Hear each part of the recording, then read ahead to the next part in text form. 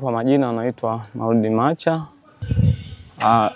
Kwa kifupi, nipende kuishukuru serikali kupitia Wizara ya Kilimo kwa kutoa elimu mbalimbali juu ya kilimo cha kisasa. Lakini tunaishukuru kwa kuhamasisha kilimo cha kutumia mbolea. Kwa kipindi hicho tulikuwa tutumii mbolea. Kwa hekari tulikuwa tunapata gunia 10, umezidi sana gunia 12 mpaka 15. Lakini baada ya kuanza kutumia mbolea tumeona matokeo chanya. Unaweza ukapata gunia 20, 25 mpaka 30.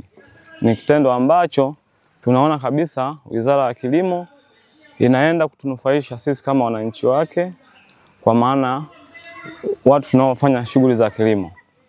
Tunaona sasa manufaa ya kutumia mbolea na vijana sasa wanaanza kuhamasika na wanaona sasa kumbe kilimo ni biashara.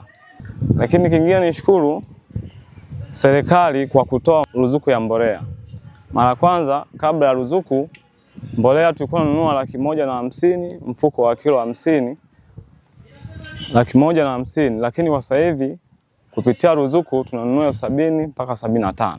Kwa hiyo ni jambo jema, ni jambo ambalo linatunufaisha sisi kama wakulima.